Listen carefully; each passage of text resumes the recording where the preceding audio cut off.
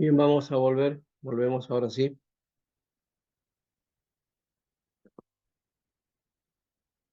Bien, vamos a ver qué es lo que han encontrado. Eh, ¿Puede hay empezar, muchos, pastor? sí, hay muchos movimientos que se dan, pero en cada etapa. En esta etapa estamos pensando en estos aspectos nada más, en estos cuatro. En la etapa anterior, es decir, la Iglesia Imperial, más o menos por ahí, fue el montanismo, por ejemplo, el adopcionismo, y también estuvo el Ya voy a donatismo, poner, ¿ya? ¿no? Ahora Eso. vamos a mirar Está acelerado, eh, Carlitos. cuáles son. Ahí A está ver, bien. Carlos, si ya tienen, el que tenga, lo lanza nomás. Ya, no, ya, pastor. Ahí lo ven. Resumen. ¿Pueden visualizar? Ujú. Resumen. Ya, ahora sí. ¿Pueden visualizar, hermanos? Hermanos. Pastor, ¿puede ver? ¿Se Sí, ve? sí, sí. Ya. Yo encontré, he hecho un resumen. Por ejemplo, el apolinarismo es una herejía cristológica que surgió en el siglo IV, en la que Apolinaris de la Odisea, un obispo teólogo cristiano, sostenía que Cristo no tenía una naturaleza humana completa, sino que en lugar la parte humana de Jesús fue reemplazada por la palabra divina, o sea, por el logos. Ajá. Según el apolinarismo, Jesucristo tenía una sola naturaleza, la divina, y su cuerpo humano y su alma era sustituidos por la naturaleza divina, de logos. Esta herejía fue condenada como incorrecta por varios concilios cristianos, incluyendo el concilio de Constantinopla del año 381. La herejía de apolinarismo fue considerada peligrosa porque negaba la humanidad completa de Jesucristo, lo que a su vez ponía en duda su capacidad para representar y redimir a la humanidad. Además de negar la naturaleza humana completa de Jesús, también cuestionaba su capacidad de sufrir y morir como un ser humano, lo que socavaba la base de la doctrina cristiana de la salvación. Bien. También, Muy bien. eh, Hasta ahí un momentito.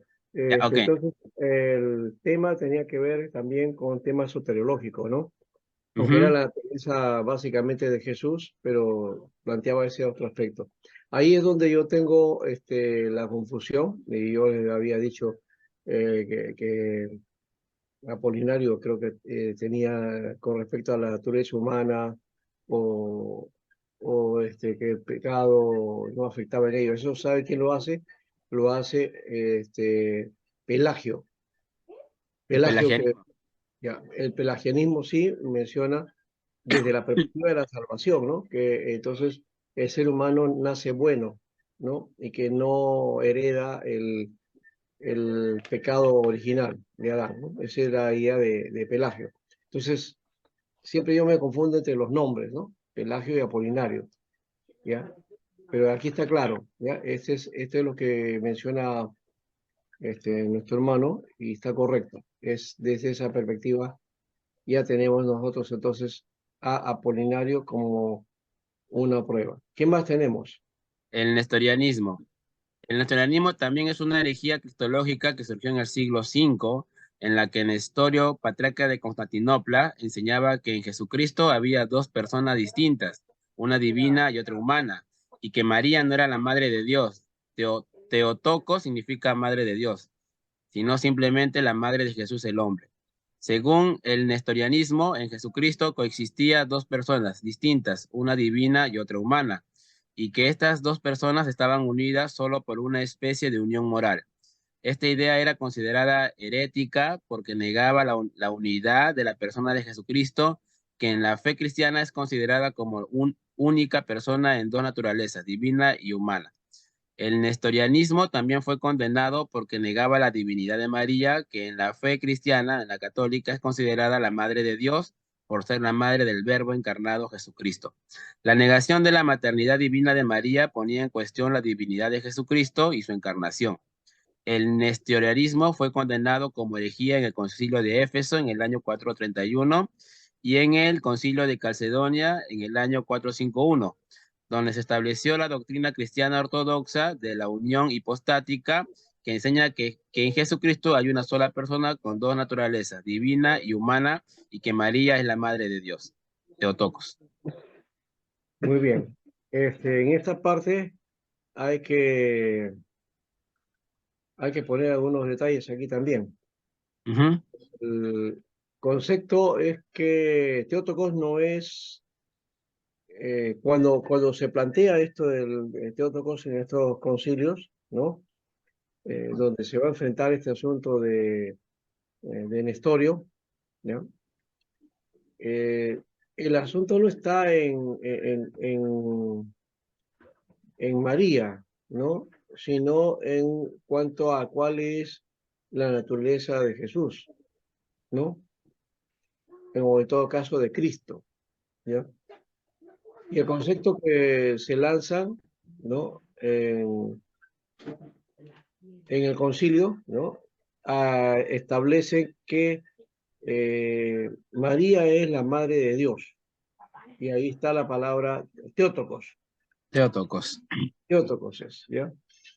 Que significa engendradora de Dios. Con esta palabra no están diciendo de que ella es divina, porque ese no era el concepto, ¿no? Ella no participa de la divinidad de Dios, no le puede aportar al Hijo divinidad, porque eso tiene que ver con el Padre, ¿no? Con Dios. Entonces ella es engendradora de la naturaleza divina, pero el detalle aquí es que eh, planteaba, Nestor tuvo que explicar que según él la Virgen María era madre de la naturaleza humana que había en Cristo, pero no de la divina, No. ¿no? Esa era su idea, ¿ya? Y por eso estaba la otra palabra, ¿no? Llamaba el Tristótocos, ¿no? Tristótocos, o sea que es Claro, engendradora de Cristo, ¿no? porque Cristótocos. decía pastor, porque no podía ser madre de Dios, sino que de la naturaleza humana de Cristo. Eso es lo que sostenía Nestoriano. Claro, pero ahí viene también el otro problema, porque en el concilio que fue juzgado esto, el asunto está en que cómo quedaba este aspecto de la divinidad, ¿no? Y si ella es entonces la madre solamente de la naturaleza humana, ¿no? ¿Cómo quedaría este otro aspecto que el mismo concilio, este concilio en Éfeso y en Calcedonia especialmente se tomó este aspecto de que María es madre de Dios, Theotokos, ¿no? Theotokos, en ese concilio se definió eso, pero el concepto ha llegado a nosotros mal, porque pensamos que se está hablando de que María es la madre de Dios, no está hablando de eso, está hablando de que ella es madre, ¿no? De eh, la naturaleza divina de Jesucristo, ¿ya? Humana de Cristo. No, eso sería Cristótocos. Está hablando de Theotokos en el sentido de la madre de la, de la, De Dios. no, de Cristo, Madre de de Cristo. Cristo, De ¿no? Cristo. O sea, de la segunda persona de la Trinidad, ¿ya? Y al llamarle Theotokos, lo que está Ahí sí. haciendo es afirmando la divinidad de Cristo, ¿ya? El problema con la historia es que cuando decía que era Cristótocos, ¿ya? Era solamente una naturaleza divina, humana nada más. Entonces le estaba quitando la concepción de lo divino a Jesús, porque en el concilio se establece un elemento aquí, ¿ya? En Calcedonia se establece la doctrina de la unión hipostática. Sí, la Eso unión anótalo, hipostática. la unión hipostática, lo que se llama la hipóstasis.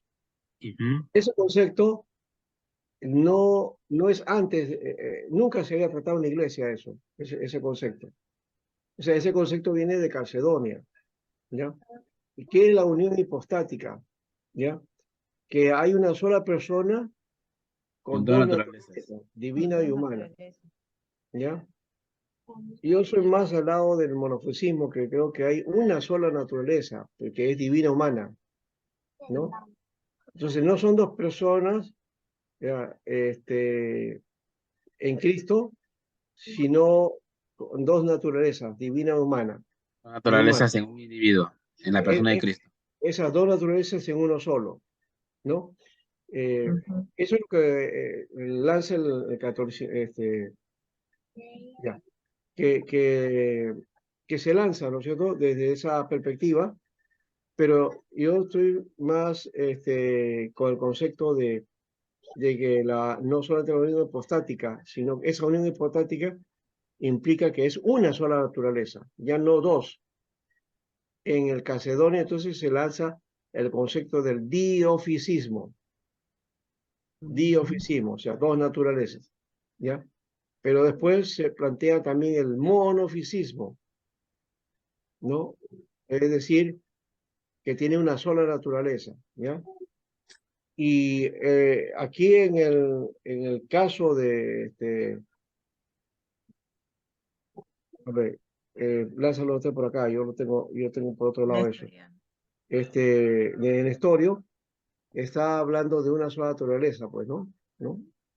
De una sola naturaleza, y ahí viene la diferencia. Pero el monofisismo real no está planteando una naturaleza, sea humana o sea divina, no, sino hay un concepto dentro del monofisismo que es que planteando la unión de lo divino humano, ¿no? Plantea que esa es una sola naturaleza, ¿no?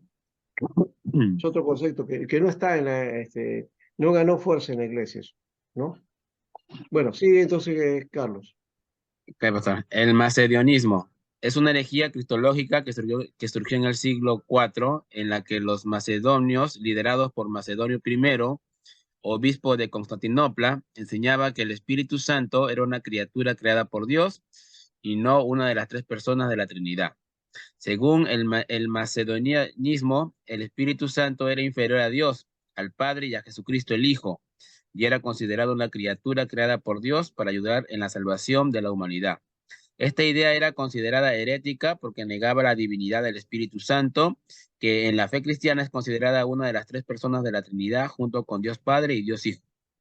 El macedionismo fue condenado como herejía en el Concilio de Constantinopla en el año 381, donde se estableció la doctrina cristiana ortodoxa de la divinidad del Espíritu Santo. En esta enseñanza, el Espíritu Santo es considerado una de las tres personas de la Trinidad, que junto con Dios, el Padre, y Jesucristo el Hijo, forman un solo Dios. Esta enseñanza ha sido aceptada por la mayoría de las denominaciones cristianas a lo largo de la historia. Ya, muy bien, entonces eso es con respecto al Espíritu Santo, ¿no? ¿Mm? Ya. El, Antes del sí, cristianismo, sí. esa enseñanza del macedonianismo también se le conoce como a ver, está aquí como el neumatómacos, Los neumatómacos. ¿ya? Ujú. Neumatómacos, esa es la herejía que estaba Ujú. planteando, ¿ya? La neumatómacos, ¿ya? Muy bien, entonces, esa es la misma figura que corresponde al Espíritu Santo, ¿no? Y se plantea, se va en contra entonces de Macedonio y se pone que el Espíritu Santo entonces es la tercera persona de la divinidad, ¿no? Entonces se va planteando ya el asunto de la Trinidad. Como se dan cuenta, el asunto de la Trinidad no nace de una enseñanza de la Biblia, sino de los conceptos, ¿ya?, que atribuían tanto a Cristo o al Espíritu Santo, ¿no? Y que la iglesia combatió, ¿no? Entonces, por ahí está el asunto, ¿ya? Tengan ese cuidado, ¿no? Y de reconocer que así fue en el proceso, o sea, no fue entonces esto de la Trinidad una enseñanza encontrada en la Biblia y que luego se fue enseñando en la iglesia, no, sino que nace de estos líos de herejías, ¿no? Que se dan frente a la persona de Cristo y al Espíritu Santo, ¿no? Y apoya también de alguna manera, ¿no? Que entonces eso es lo que la iglesia va a plantear por medio de los Concilio. concilios, ¿ya? Ya se dan cuenta entonces por qué eran los concilios, ¿no? ¿Ya? Para ver los Por diferentes eso, por eso, conceptos por y eso yo probar. siempre digo que la enseñanza, la doctrina cristiana que tenemos en el occidente es de corte conciliar, ¿ya? ¿Ya? O sea, es producto de los concilios, ¿ya? Y eso hay que reconocerlo, ¿ya? Estemos a favor o en contra, el asunto es que así ha sido, ¿no? Bien, ahora sí sigue Carlos, en la tercera, creo que El falta la cuarto, cuarta. Ya, el eutoquianismo, también conocido como monofisismo, es una herejía cristológica que surgió en el siglo V, en la que Eutiques, un monje de Constantinopla, enseñaba que Jesucristo solo había una sola naturaleza, una mezcla de la divina y la humana, y que la naturaleza humana de Jesucristo había sido absorbido por la naturaleza divina. Según el eutiquianismo, en Jesucristo solo existía una naturaleza divina, y que la naturaleza humana había sido absorbida o disuelta en la divinidad. Esta idea era considerada herética porque negaba la plena humanidad de Jesucristo, quien según la doctrina cristiana es considerado como una persona con dos naturalezas, divina y humana, unidas en una única hipóstasis o persona.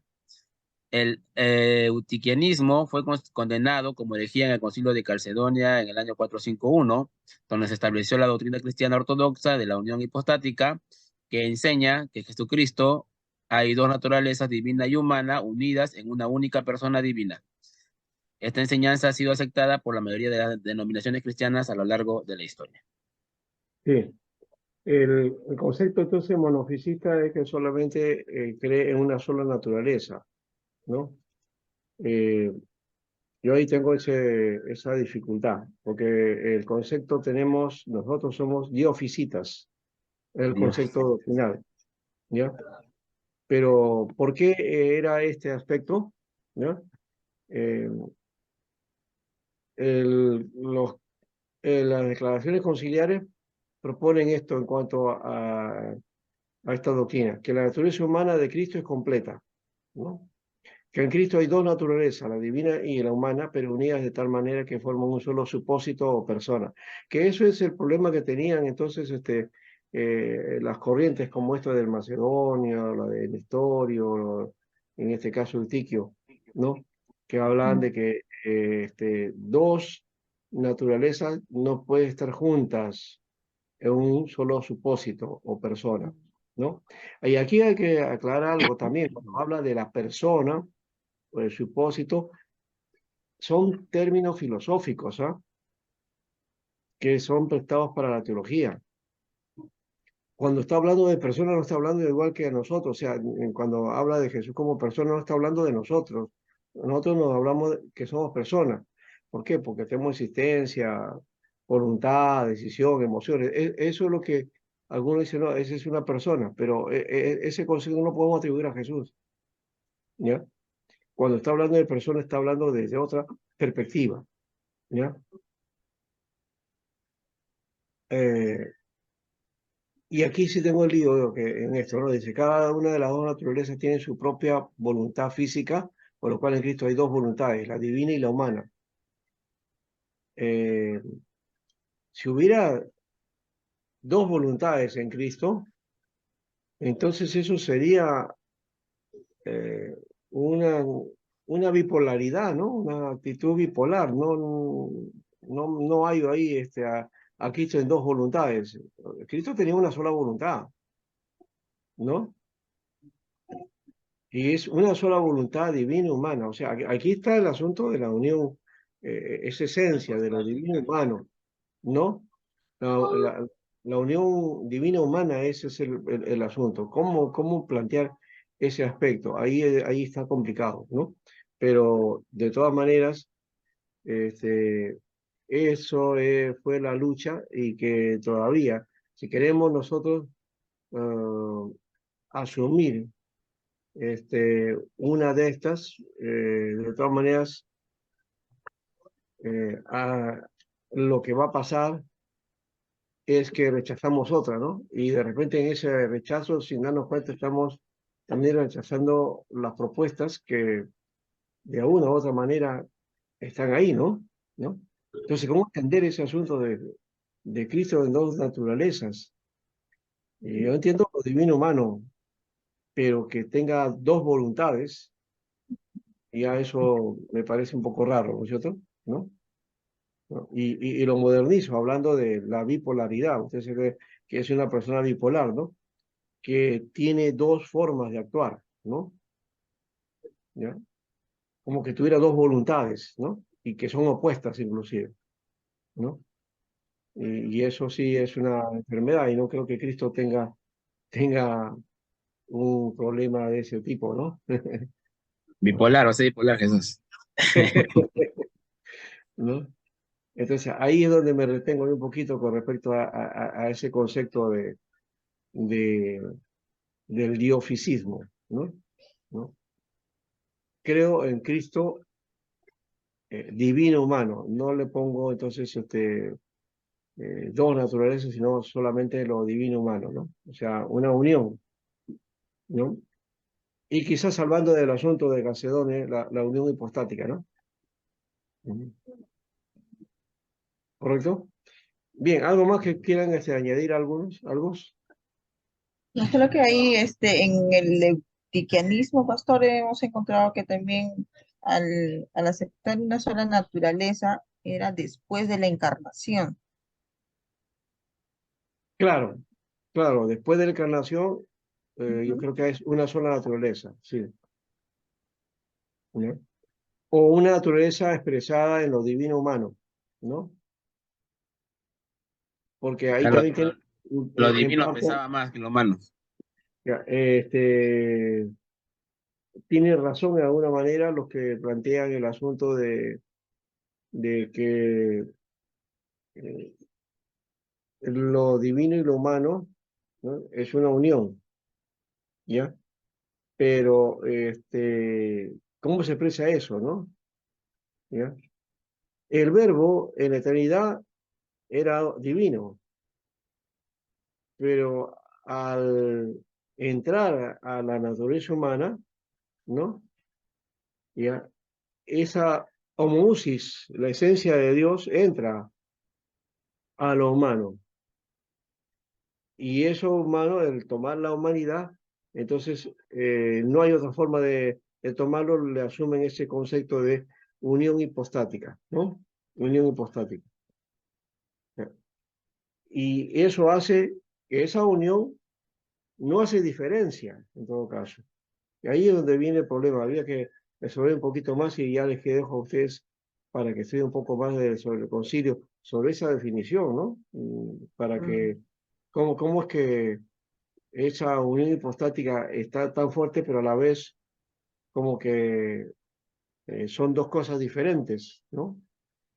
Ese es un problema que veo ahí cuando se trabajan algunos diciendo eso, de que son dos naturalezas y que son dos posiciones diferentes, entonces nos da la idea de que Cristo entonces en unos momentos actuaba como divino y en otras maneras actuaba como humano, Como una- ¿ya? Y eso no puede haber en Cristo, o sea, eso sí sería una bipolaridad, ¿no? O era Dios y hombre o no, simplemente. O sea que en esa divinidad estaba la humanidad y en esa humanidad está la divinidad también, a la vez, ¿no? ¿Dejo entender eso? En lo divino está lo humano y en lo humano está lo divino, ¿no? En Cristo se da así, no podemos separarlo, no se puede separar. A mí, por lo menos para mí no se puede separar, ¿ya?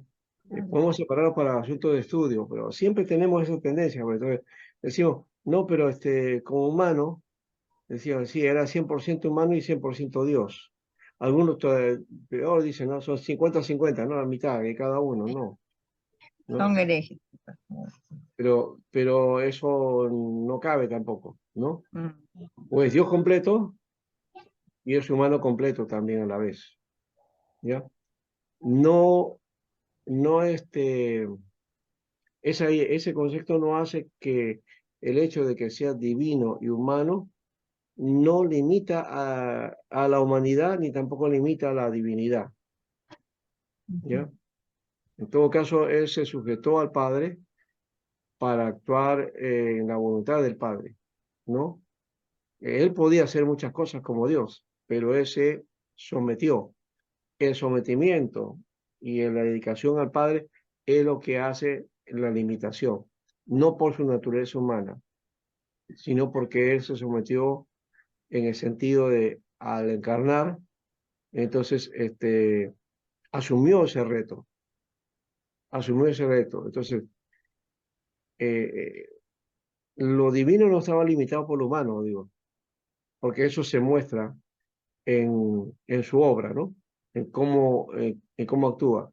Y el poder que tenía sobre la naturaleza, sobre los milagros, los cambios, las transformaciones que podía hacer, ¿ya? No tenía limitación, ¿ya? Por el hecho que era humano.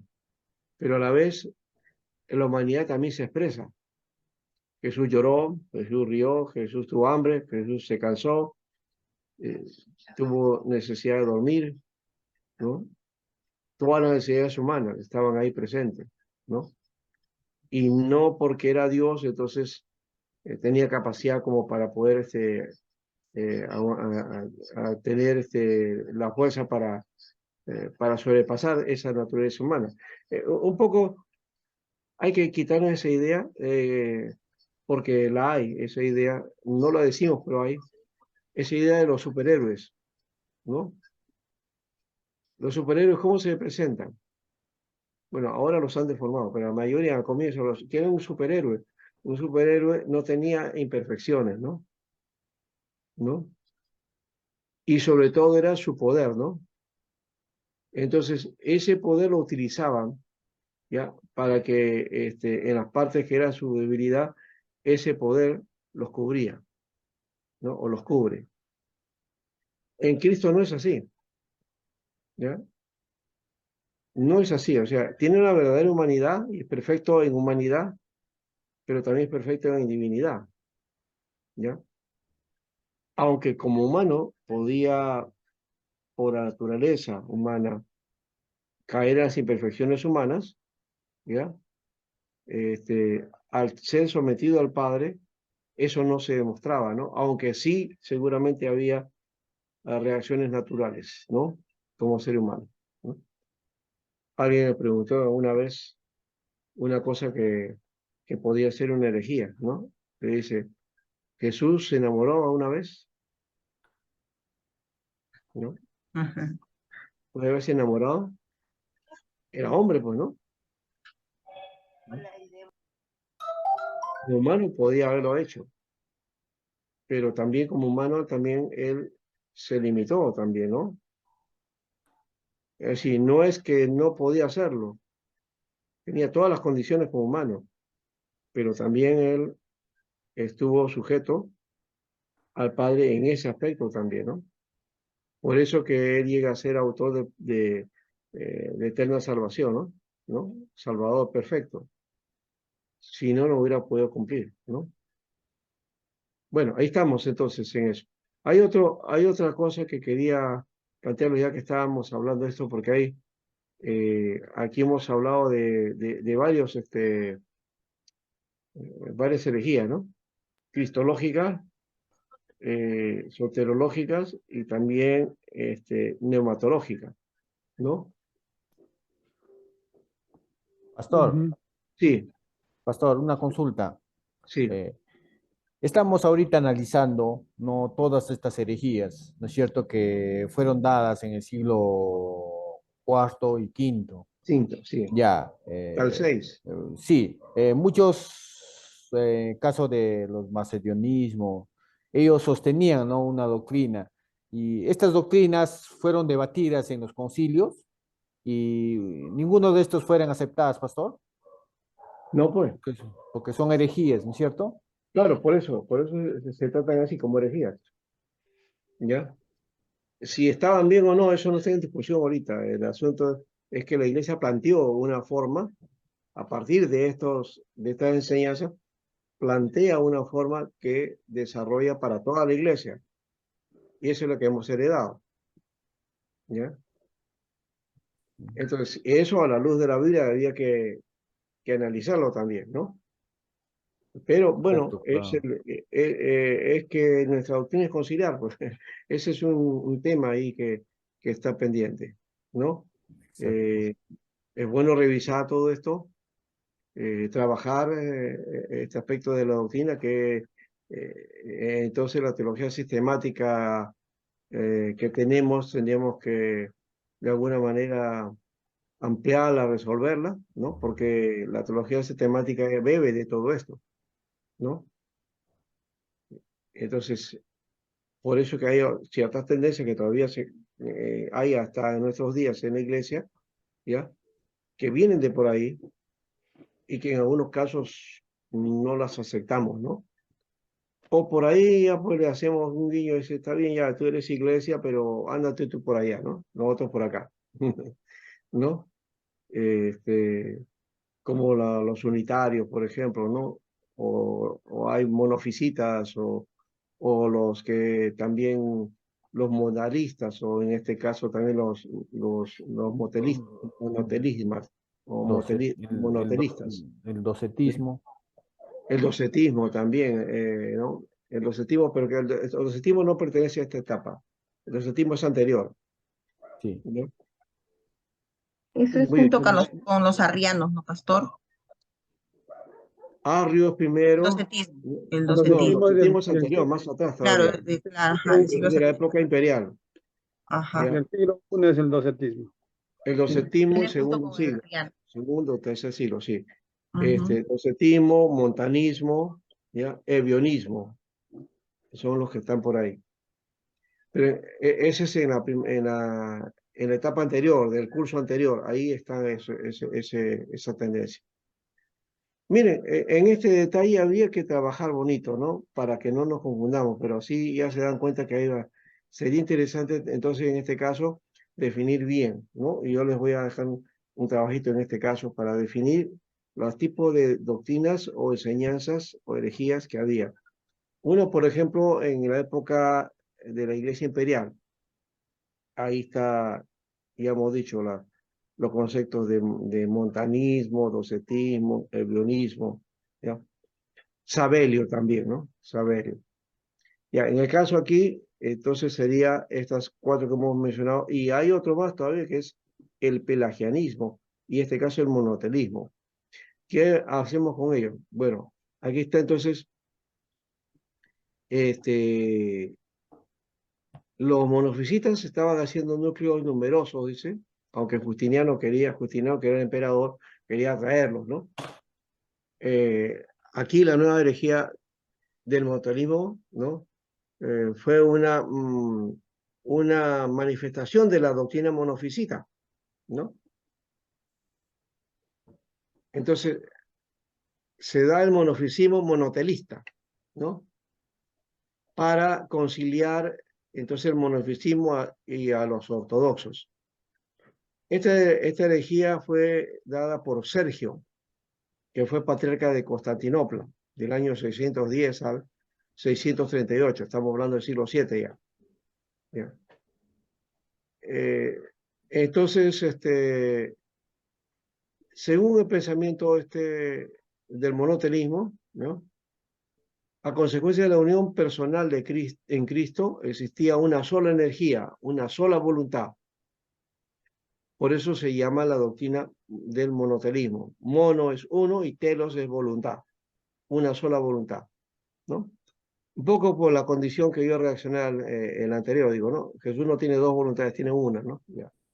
Un poco monotelista. Ya.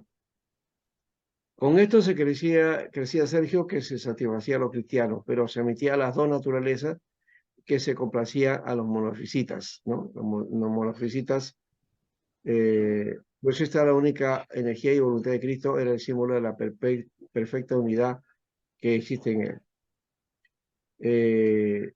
Esto pareció pues resolver el problema, ¿no? Y Justiniano pues no pudo, inició inmediatamente una campaña para obligar a todos a aceptar la nueva fórmula de concordia. Ni los monofisitas rígidos, ni menos los cristianos de Roma le dieron buena acogida a esto. Por otra parte, los cristianos de Roma, se levantó inmediatamente el monje Sofronio, ¿ya? Y se dirigió a Sergio para llamarle la atención ante el peligro que tenía su pensamiento, ¿no? Sergio se alarma e hizo lo posible por acallarlo, pero Sofronio inició una ardorosa polémica. Sergio quiere atraer al Papa Honorio, ¿ya? Y le escribe, ¿no? Exponiéndole su situación, ¿no? Y presentando que Sofronio lo está perturbando, ¿no? Honorio cae en el lazo de Sergio y así entiende la cuestión de esa manera, ¿ya? Escribe 2 cartas célebres a Sergio, donde se trata de inducir a uno y otros a que se trataran aquella cuestión, ¿no? Estas 2 cartas son base de la denominada cuestión del Papa Honorio, referente a la falta de prudencia del mismo por dejar de lado la cuestión y volcar opiniones personales en materia que requiere una investigación a fondo y un procesamiento dogmático. Bueno, ahí tenemos entonces este tema, ¿no? Que todavía enfrenta al monofisismo, ¿no? Al diofisismo, ¿no? Esa fue una lucha que tuvieron ahí. Entonces, esa nueva doctrina se expandió, ¿no? Y en el 638 el emperador Heraclio publicó el edicto llamado Ectesis, compuesto por Sergio, en donde se proponía el monotelismo, ¿no? O sea, Cristo, una naturaleza, una sola voluntad. Todo el mundo fue obligado a aceptarlo, con lo cual se inició una lucha y mientras el Oriente suscribía todo, los occidentales lo rechazan, ¿ya? Y esta disputa entre emperadores y obispos, especialmente los latinos, entonces le cuesta la vida al Papa Martín I, que fue deportado a la isla de Naxos, trasladado a Constantinopla para ser sometido a control imperial y desterrado, por negarse a aprobar el monotelismo como doctrina. O sea, casi el monotelismo iba a llegar a ser doctrina, no llegó a serlo, ¿ya? Entonces, bueno, se trata en el concilio sexto ecuménico, el Trulanium, o primero o tercero de Constantinopla, ¿no? Donde se resuelve este asunto, ¿no? Entonces se condena a Sergio y a otros representantes de la herejía y el Papa Honorio por imprudente y poco celoso de las responsabilidades de su cargo, no por hereje, sino simplemente por no haber atendido el asunto a su tiempo, ¿no? Pero ahí está, o sea, se dan cuenta que esto también tiene que ver con la posición que puedan tener cada uno, ¿no? Cómo lo asume y el Papa también cómo lo desarrolla. Pero tampoco está libre, como se dan cuenta, porque si hay un peso de mayoría, de hecho, pues se va a cargar eso, ¿no? Hay otra herejía que es el pelagianismo. Ya le he dicho, yo me confundí con el asunto de Pelagio con Apolinario. Apolinario es más básicamente el asunto de las 2 naturalezas, ¿no? De Cristo, ¿no? ¿Ya? Y también de alguna manera afecta a la salvación, o sea, también tiene una tendencia soteriológica. Pero Pelagio es el que plantea este asunto, ¿no? Él afirmaba que el ser humano con su libertad es capaz de obrar el bien por sí mismo, sin auxilio de nada de lo sobrenatural, ¿no? Y que puede con sus propias fuerzas evitar el pecado. Eso es lo que decía Pelagio, ¿ya? y explica que el hombre posee una naturaleza perfecta como la de Adán antes del pecado. ¿Ya? ¿Por qué? Porque para él el pecado de Adán no se transmite, ¿no? Entonces no se hereda el pecado de Adán. El hombre es bueno, el hombre tiene tendencia a lo bueno, una tendencia un poco parecida a lo que después va a usar Rousseau, uno de los enciclopedistas franceses, cuando dice que el hombre es bueno por naturaleza, es la sociedad quien lo corrompe, ¿no? ¿Ya? Y aquí algo parecido decía en este caso Pelagio, ¿no? Que el hombre entonces sí puede obrar perfectamente en su bondad, ¿no? Bueno, entonces él hizo muchos discípulos, ¿no? Y desde el comienzo estuvo con él Celestio, ¿ya? Y parece que eso iba a triunfar, ¿no? ¿No? Ese hecho de obrar el bien del hombre, lo ponía en esa discusión, estaba también hablando de una antropología bíblica, ¿no? De un concepto antropológico. Así estaban las cosas cuando por el año 410 los visigodos hicieron su entrada en Roma, y entonces Pelagio y Celestio se trasladaron a Cartago. Ahí continuaron con su doctrina, la enseñanza de esto, y no mucho después Pelagio se dirigió al oriente, ¿ya? Celestio extendió sus ideas al occidente, ¿ya? Pero él se enfrentó a los teólogos, bueno, Celestio, y en el Sínodo de Cartago, el diácono de Milán, Paulino, acusa, ¿no? A esta doctrina, ¿no? Y como Celestio no se retracta, lo excomulga y lo condena, ¿no? Le dan 7 proposiciones de síntesis de su doctrina. Celestio parte al oriente y empezó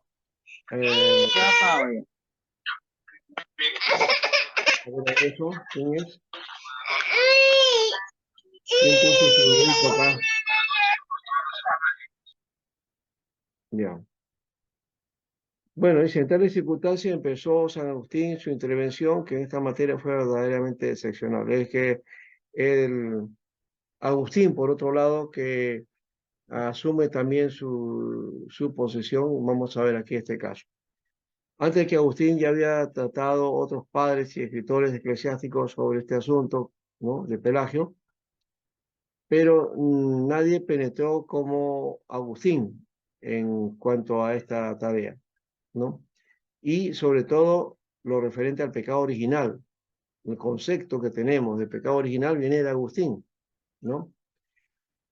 El estado de la naturaleza antes y después del pecado, a la necesidad y gratuidad de la gracia sobrenatural y el don de la perseverancia. Por esto mismo mereció de la posteridad el título de doctor, gracia, el doctor de la gracia, ¿no? Así se le conoce a Agustín. Bueno, entonces siguió predicando en el Oriente, ¿no? Pelagio, pero fue descubierto por Jerónimo y el problema de fondo de su doctrina, ¿ya? En su comentario sobre Jeremías y luego su diálogo manifiesto, Jerónimo vio el peligro de estas nuevas ideas. Pelagio había ganado el patriarcado después o lo había ganado el patriarca Juan de Jerusalén, y en el sínodo de 415 ya se presentó Orosio de parte de Agustín para acusar a Pelagio y a Celestio. Pelagio apeló, ¿ya? Y, y bueno, salió declarado inocente, ¿no? Pero de todas maneras,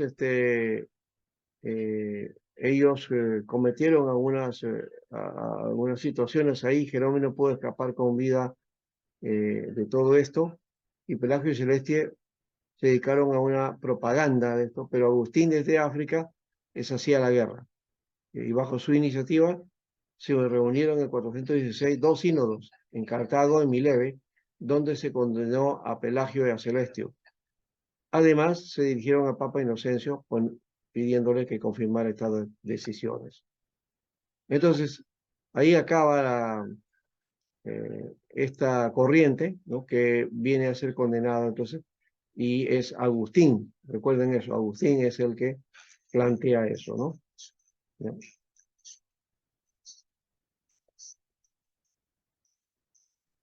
Entonces, ellos envían una memorial a Roma, ¿no? Acusando a los pelagianos, ¿ya? Que se reúnen en Cartago en el Sínodo de 417, y ahí se declara las explicaciones de Celestio, y el Papa pidió calma y tiempo para estudiar la cuestión de la gracia. Aquí el asunto, entonces, si es de corte soteriológico, Agustín aporta, ¿no? Con su tema de la gracia, ¿ya? Y ahí sí tenemos que sacar un poco de pecho, ¿no?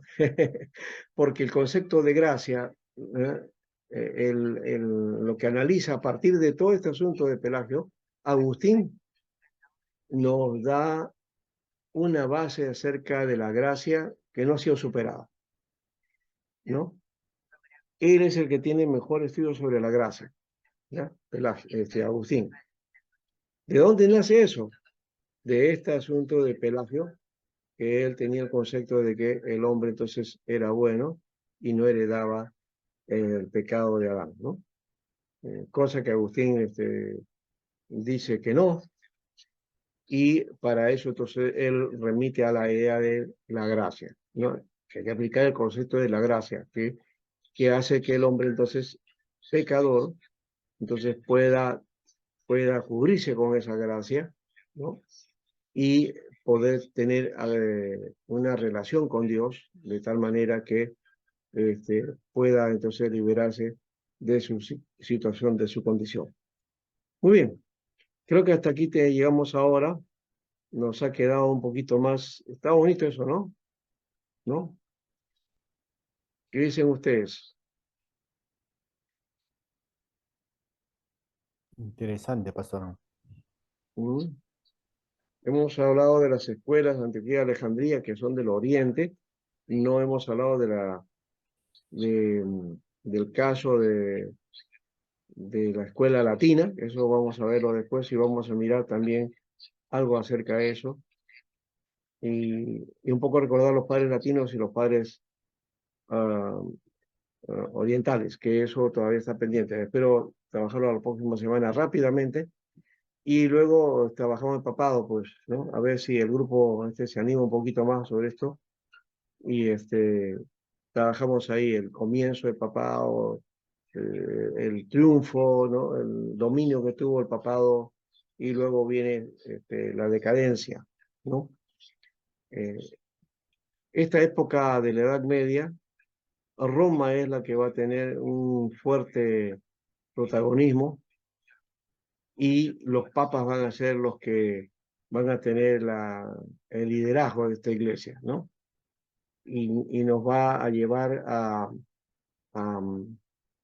al dominio, básicamente, de esta iglesia, en todo sentido, dentro de la sociedad, ¿no? Un dominio religioso que de ello dependía la economía, la familia, la política, la ciencia, el estudio, todo, ¿no? ¿Ya?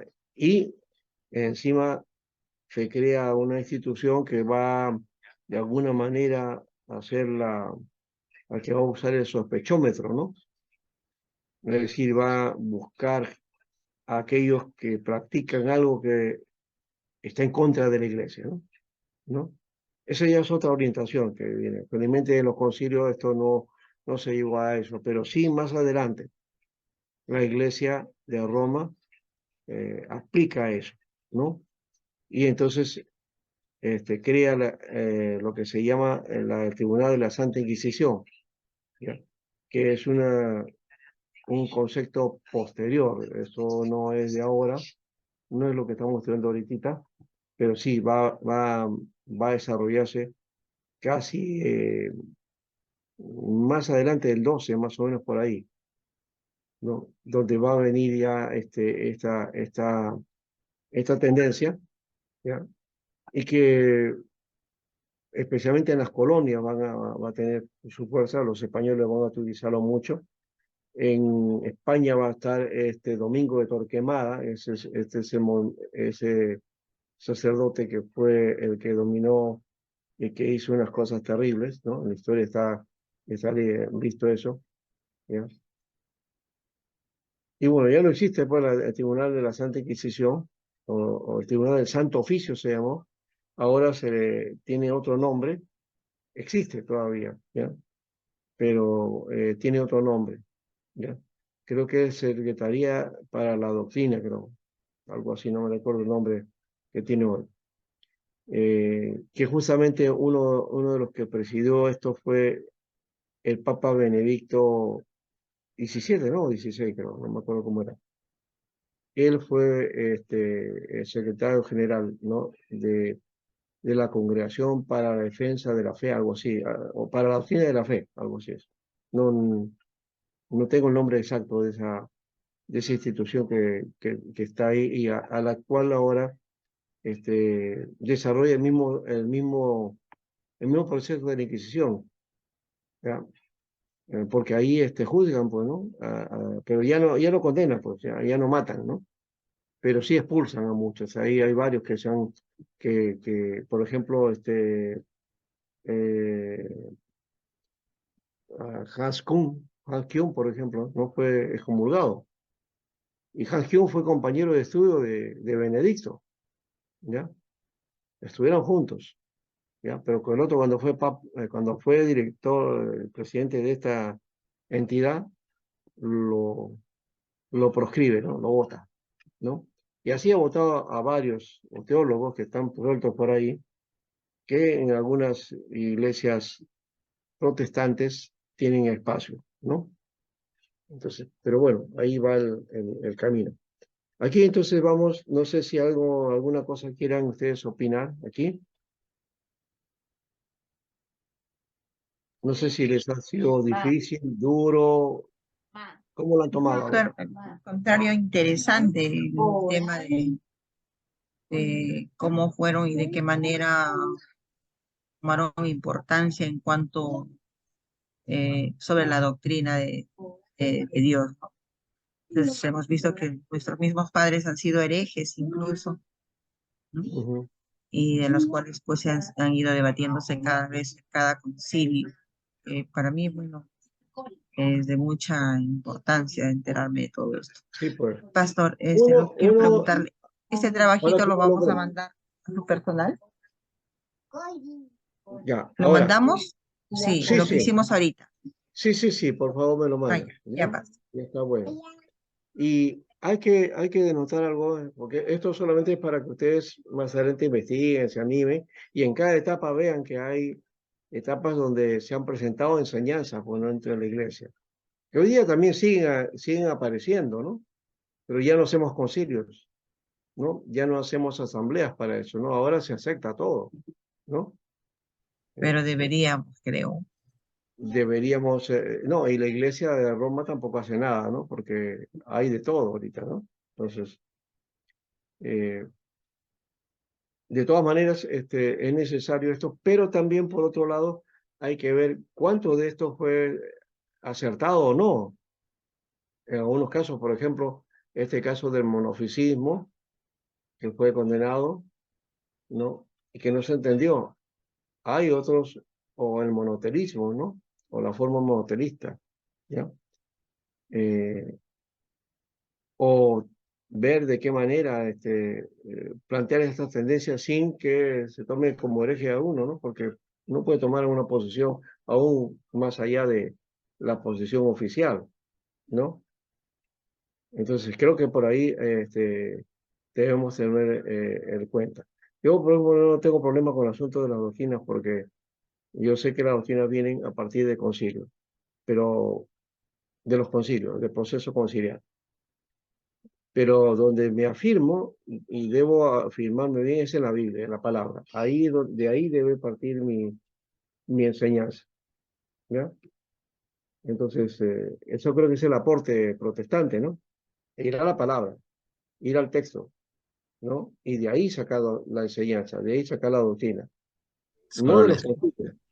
Los Sola concilios pueden decir una escritura. cosa, tienen su posición, cada uno, ¿no? Pero es de la palabra que tenemos que ¿no? Y Las en todo 5 caso, hoy solas. tenemos la confesión de Westminster, pues, para nosotros la confesión de Westminster es más que los concilios, ¿no? Y ahí está reflejado algunos aspectos conciliares también en la confesión de Westminster, ¿ya? Porque cuando nace la iglesia protestante, si bien Lutero no le afecta la doctrina, practica lo mismo, Calvino va cambiándole, ¿no? Ya le va dando otro matiz y ya lo hace más reformado, más calvinista, ¿ya? Y el protestantismo poco a poco va derivando y va cambiando las concepciones que tenía dentro de la Iglesia Católica, ¿ya? Y acepta solamente lo conciliar, pero no lo que la Iglesia después o posteriormente va a asumir dentro de su tendencia, ¿no? O romana, entonces se va a distanciar, ¿no? Ese distanciamiento ya es otro asunto, ¿no? Pero la afirmación de la identidad protestante es la que tenemos que asumir ahí, ¿ya? ¿Cuánto de esa identidad protestante está basado en los concilios o la enseñanza de los padres? Es necesario asumirlo, porque uno dice, no, eso es de la Iglesia Católica, los padres, esto de los concilios, la doctrina, la cerilla, eso pertenece a la Iglesia Católica, ¿ya? Por eso que no se estudia esta parte, ¿ah? Hay un vacío en cuanto al estudio de la patrística, ¿ya? Yo lo que he hecho es enseñar alguna cosita, o sea, simplemente hemos hecho una entradita nomás, ¿no? Y una entradita pequeñita, porque no es tan fácil entender todo eso, o sea, en este proceso, si quisiéramos profundizar, no sé si estamos dispuestos para eso, ¿no? Y si ustedes van a captar esa dimensión, ¿no? Entonces eso es para otro momento quizás, ¿no? Pero sí yo les aconsejo que trabajen este aspecto doctrinal de los padres de la iglesia, que es importante para poder entender también entonces por qué es lo que creemos, ¿no? De cómo desarrollar, de dónde viene de alguna manera, más allá de lo que Westminster indique, que es nuestra base para nosotros, pero también qué cosa dice estos concilios o qué dicen los padres de la iglesia o qué resolvieron en sus concilios, ¿no? Para que entonces aprobemos lo que tenemos como creencia o que asumimos como creencia, ¿ya? Y vamos, ahí está, ¿no? Entonces, nos vemos la próxima semana, ¿ya? Sigo, me parece interesante esto y la participación también de ustedes, ¿ya? Ya, pastor. Me entregan entonces el documento, me los envía, ¿ya? Gracias, bendiciones. Ya, pastor. Bendición. Ya, Bendiciones, pastor. Ya le envié ya Ok. su correo. Hasta luego, ya, hermano. gracias. Pastor. Gracias.